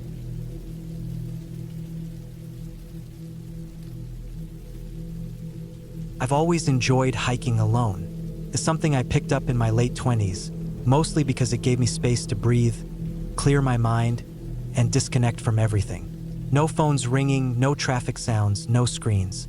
Just me, the forest, the sky, and the trail. I wasn't careless or reckless about it, though. I usually stuck to known trails and left my route with someone before I went out. But sometimes I'd get the itch to explore something new. Not completely off-grid, but something lesser known. That was what led me to that old logging road up in the northern part of Idaho. It wasn't on the official trail maps, but I saw it mentioned in a few older hiking forums as a side path near Pine Hollow. It was mid-September when I decided to do it. The air had just started to change, cooler in the mornings, but the leaves hadn't turned yet. The weather looked good, clear skies, no rain in the forecast. I packed for 2 nights just in case I decided to go deeper, but my plan was to hike in for a day, camp, and come back out the next morning. I parked at the Pine Hollow trailhead around 8 a.m. It was quiet, just one other truck in the lot, and a light breeze rustling through the pine trees. I locked my car, slung on my pack, and started walking. The trail was familiar for the first couple of hours. It was wide, well-worn, and lined with bright green undergrowth. Around mid-morning, I spotted the old logging road I had read about. It split off from the main trail at an angle, narrow and overgrown in places, with 2 ruts still visible in the dirt from decades of tire tracks. I stood there for a few minutes, listening. Nothing, just birds, the wind, maybe a distant woodpecker. I felt good, confident. I turned off the main trail and started down the logging road. First, it wasn't bad. The trees were taller here, closer together. The road climbed slowly uphill, curving through dense forest. Every once in a while, I'd pass an old, moss-covered stump or the collapsed frame of what looked like an old hunting stand. It was clear no one had maintained this road in a long time, but it was still walkable. I followed it for a few hours, checking my map and compass every so often. There weren't any trail markers, but I had a rough idea of where I was going based on the topo map and satellite images I'd studied the week before. Around 3 p.m., I decided to start looking for a place to set up camp. The road had leveled out along a small ridge, and the trees opened up into a clearing with a partial view of the mountains to the north. It was perfect. I dropped my pack, walked a small loop around the site, checking for animal signs or hazards. It looked good. I pitched my tent, filtered some water from a nearby stream, and made a small fire to cook dinner. That night was quiet. I slept okay, though I woke up once around 2 a.m. to some rustling outside the tent. Probably a deer or maybe a raccoon. I didn't hear anything else after that, and eventually I drifted back off. The next morning, I got up early and cooked some oatmeal. I packed up slowly, took a few pictures of the mountains through the trees, and checked my gear. I figured I'd take a different route back. On the satellite image I'd studied, there was a second path that looped west and eventually curved back toward the main trail. It wasn't marked at all, but it looked passable. Another old road or service trail, probably. I found the spot where it split from the main logging road around mid-morning and turned onto it. That's when things started to go wrong. First, the trail was clear enough. A bit more overgrown than the road I'd taken in, but still walkable. It followed the side of a hill, weaving between rocks and thick brush. After about an hour, I came to a washed-out section where the trail had completely collapsed down the slope. I looked for a way around and found a narrow game trail climbing up and over the ridge. It was steep and rough, but I figured it would reconnect with the old road on the other side. I scrambled up, using roots and rocks to pull myself over the top. What I found on the other side was forest, thick, dense, and completely quiet. No road, no trail, just trees. I checked my compass and tried to reorient myself. I knew the main trail was southeast of where I had camped, so I pointed myself in that direction and started walking. The trees were too thick to see far, and the ground was uneven, full of fallen logs and thorny brush. I walked for about 40 minutes before I realized I was walking in a circle. I came across the same rock outcropping I'd seen earlier, a flat boulder shaped like a wedge, with 3 deep cracks running across it. I cursed under my breath, pulled out my compass again, and adjusted my direction. I moved slower this time, trying to keep my bearings, but the forest was disorienting. The canopy blocked out the sun, and without a clear trail, every direction started to look the same. By early afternoon, I was sweating and starting to panic. I forced myself to stop and eat something, drank water, and calmed down. I pulled out my map again. Even though I knew it wouldn't help now, I was off any trail it showed. I figured if I kept heading southeast, I would eventually hit the main trail or at least the river that ran near it. I walked for another 2 hours, climbing over logs, pushing through thick brush, and trying to ignore the knot growing in my stomach. I was tired, scratched up, and my boots were soaked from a stream I'd crossed. Around 4 p.m., I found what looked like another trail, narrow and overgrown, but definite signs of old use. It ran downhill through a gully, so I followed it, hoping it would lead somewhere. After a while, the trail led me to something unexpected. An old wooden shack, half collapsed and hidden behind the trees. It looked like some kind of old forestry outpost or hunter's cabin. The door was gone, the roof caved in on one side. I didn't go inside, but I walked around it, just in case someone had left behind a note or a tool. Nothing useful, just rotted wood and rusted metal. I moved on. The trail kept going past the shack, getting steeper and rockier. I followed it as long as I could, but eventually it just ended at a wall of thick brush. No way through. I checked my compass again and turned southeast. By then, the light was starting to fade. I realized I wasn't going to make it out before dark. I found a small flat spot between two trees and set up my tent. I was too tired to eat much, just chewed a protein bar and drank some water. I didn't even build a fire. I lay in my sleeping bag, listening to the woods around me. I couldn't hear anything. No owls, no insects, just the wind moving through the trees. I didn't sleep much that night. The next morning, I woke up with a pounding headache and a sick feeling in my stomach.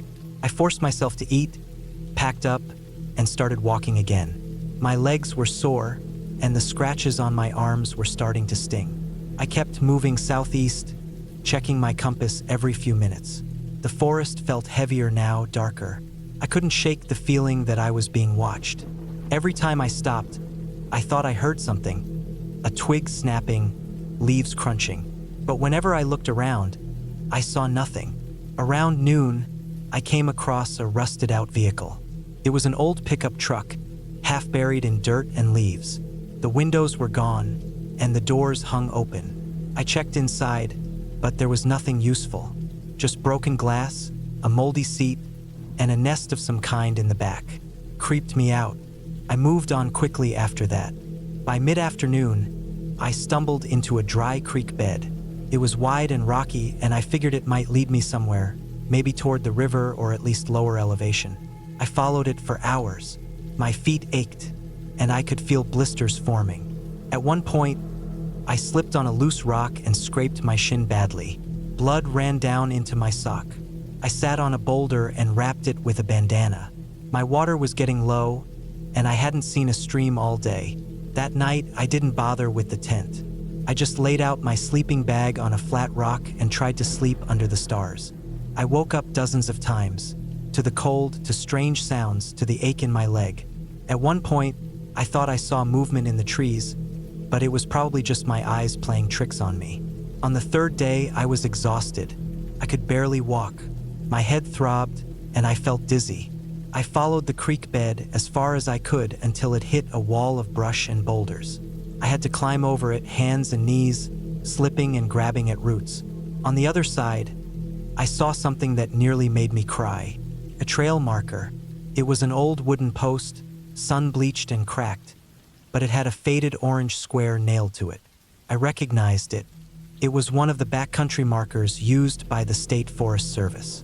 That meant I was near an actual trail, a real one. I followed the marker and found a faint trail, narrow but clear. It wound downhill through a narrow canyon, and after what felt like forever, it connected to a wider trail, one I recognized from the map. I collapsed on the path for a minute, just laying there. I had made it out. I walked another few hours, slow and dragging, until I reached the main trail. I passed two hikers near the trailhead, but I didn't say anything. I just nodded and kept going. When I reached my car, I dropped my pack on the ground and leaned against the door. I stood there.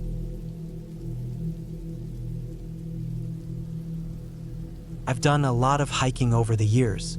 Long-distance treks, overnight hikes, scrambling on rough terrain. I've seen a fair bit of it.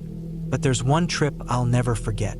Not because of the view or some cool experience with nature, but because it nearly killed me. I haven't told anyone the full version of what happened because people either think I'm exaggerating or just plain stupid. But I know what I went through, and it plays over in my head more than I'd like to admit. This happened 3 years ago in northern Utah.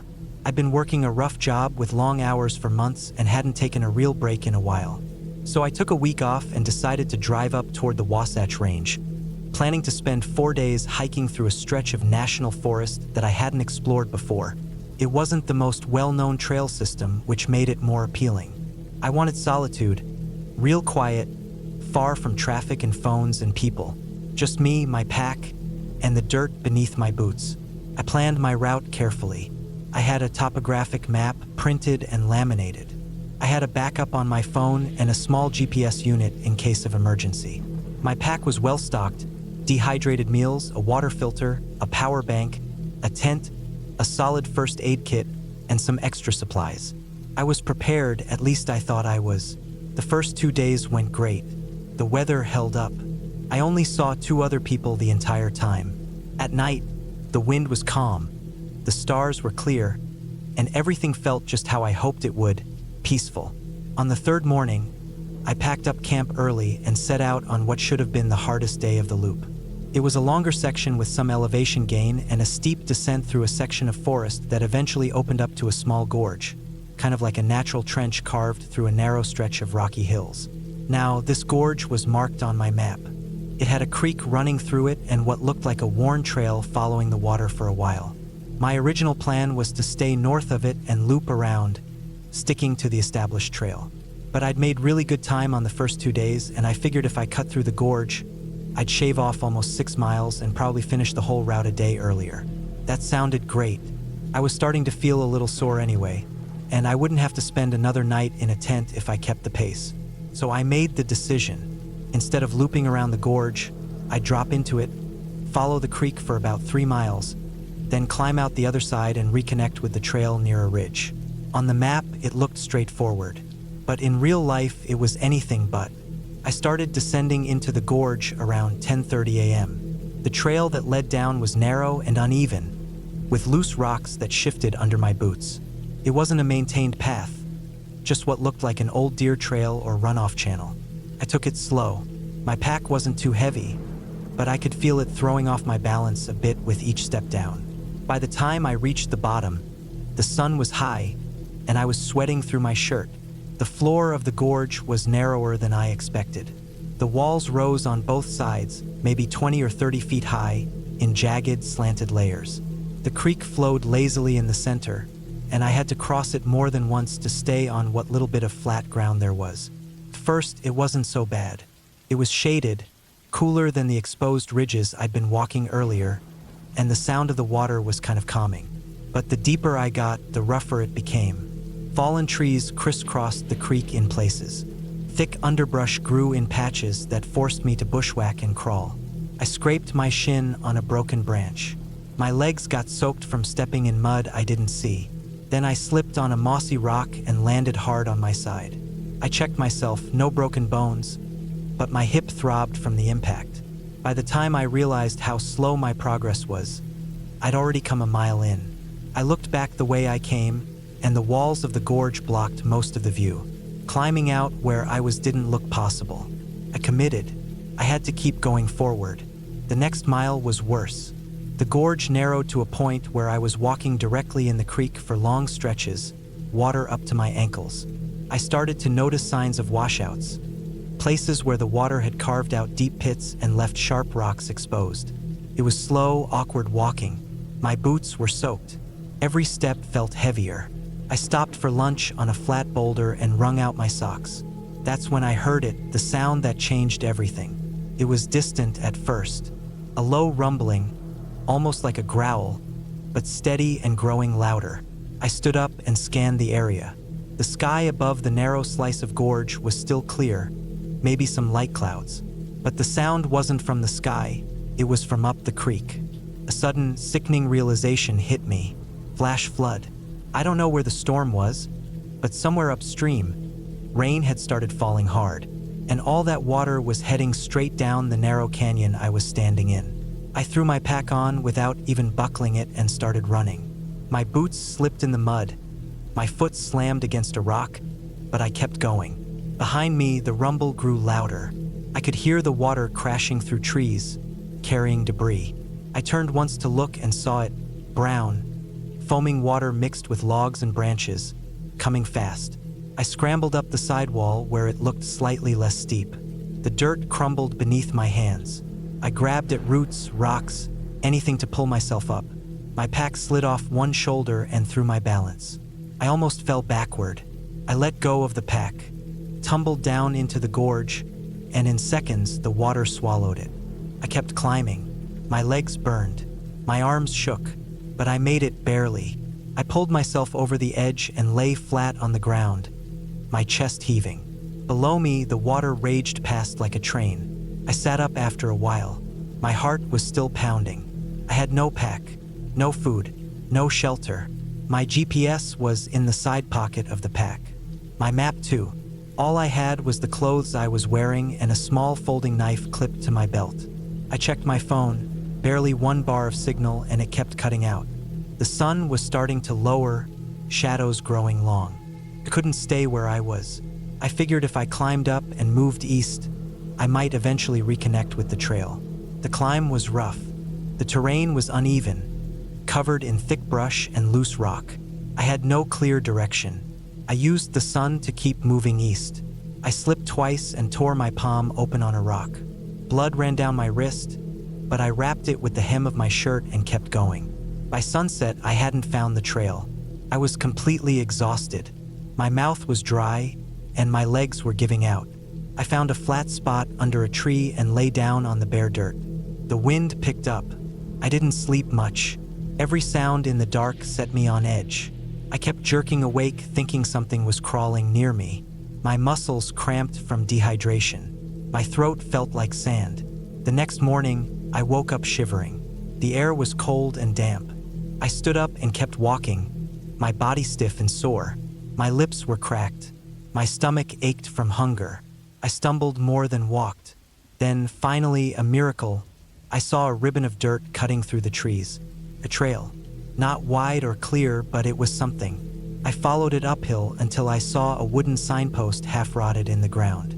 I couldn't read what it said, but I knew it was an official marker. I followed the trail, slower now, steady. After what felt like hours, I saw it. Tire tracks, then a wooden footbridge. Then, in the distance, a trailhead parking lot with one truck parked near the edge. I limped my way toward it, waving my arms in case anyone was nearby. No one came, but the vehicle was unlocked. I didn't touch it. I sat near it, waiting. An hour passed before a man showed up, clearly startled to find me there. I looked like hell. Muddy, bloody, sunburned, probably smelled like a dead animal. He offered me water first. Then he drove me into town. I filed a report. Search and rescue went out and eventually recovered my pack downstream, torn and soaked but mostly intact. They told me that area of the gorge wasn't safe for hiking, especially not in flood season. They'd had 2 other incidents like mine in the past 5 years. One of them didn't make it out. I've hiked since then, but I don't take shortcuts anymore. I follow the map. I stick to known trails. And I never underestimate how fast things can go wrong, even when everything feels under control. That gorge looked like a shortcut, just a quicker way to save time. It almost cost me my life.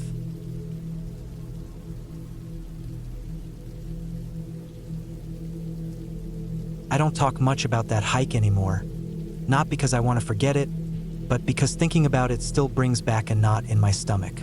It was supposed to be a solo weekend trip in the mountains. Nothing extreme, just time away from the noise of the city. I had done hikes longer and harder than this one before. This was just supposed to be a quiet trail, deep in a forest reserve out west. One I found on a hiking forum where people shared hidden gems that weren't crowded or overly marked. It was early September when I went. The weather was just starting to change. You could feel it in the morning air, cooler, thinner. But the days were still warm enough for a light shirt and a pair of hiking pants. I had planned to hike around 30 miles in total, spread over 3 days. My route would loop me back to where I had parked my truck in a gravel lot near a ranger station that was only open on weekdays. I wasn't worried. I had maps printed out, a compass, GPS, plenty of food, and a good tent. I even brought 2 power banks for my phone, which I kept mostly off to save battery. The first day went exactly as planned. I walked about 10 miles into the trail, passing through a mix of pine forest and open ridges with sharp drops on one side. The sun stayed out all day, and by the time I made camp near a small, shallow stream, I felt good. tired in that satisfying way you feel when your legs are sore but your mind is calm. I ate a meal from one of those freeze-dried pouches, set up my tent, and slept early. The second day was supposed to take me deeper into the valley. The trail forked in a few places, but the map had it marked clearly. It should have been another 10 miles, then camp, and then the last stretch on the third day back out. That's where I made the mistake. I remember reaching a fork around noon. One path followed the creek downhill into a thicker patch of forest. The other curved slightly uphill and looked like it had been used less. I stopped there, took out the map, and looked around. According to the lines and markings, I should have taken the path by the creek. But the one that curved uphill looked more like the one I'd seen in photos from the forum. I stared at the trail for maybe 5 minutes, telling myself I was reading the map wrong, that the higher trail was the one I needed. So I took the wrong one. It wasn't obvious at first. It was a bit steeper, but still walkable. I figured I'd link back to the main trail soon. I kept checking the compass, making sure I was heading west, like the route demanded. But after about an hour, the ground changed. It became uneven, covered in patches of dry leaves and small rocks. The trail wasn't packed dirt anymore. It was just a worn path, possibly a game trail. I kept going. I thought it would join back eventually. Around 3 p.m., I knew I had gone too far off. The sun was lower, and the trees were so thick that I couldn't see the ridges around me anymore. I looked at the GPS. No signal. I pulled out the map again, but it didn't help much. I knew I was off the marked trail, but I didn't know how far. And in that area, getting turned around just a few hundred feet could mean hours of wrong direction. That kind of wilderness is not friendly. Everything starts to look the same. Trees don't help you. You move around a bit, turn back to check something, and now you're looking at a different angle and nothing matches anymore. I decided to stop early and make camp. I found a small clearing just big enough for my tent and set everything up. I boiled some water, made another meal, and sat quietly. There was no wind, no sound, just that deep silence that only forests can offer. I tried to calm myself, but I knew I was lost. Not dangerously lost yet, but enough that I'd have to backtrack in the morning. I wrote down a few notes on my map: time, direction, terrain, and went to sleep just after dark. That night, something woke me. It wasn't loud, just a sharp snapping sound from the woods, probably a branch. I sat up and listened. Then I heard something else, a rustling sound, steady, slow. Could have been an animal. I've dealt with deer, raccoons, even bears before, but something about this sound made my nerves go tight. It wasn't heavy, but it was careful, almost like footsteps, not in a two-legged way, but something placing weight thoughtfully. I waited for a while, just sitting there inside my tent, knife in hand.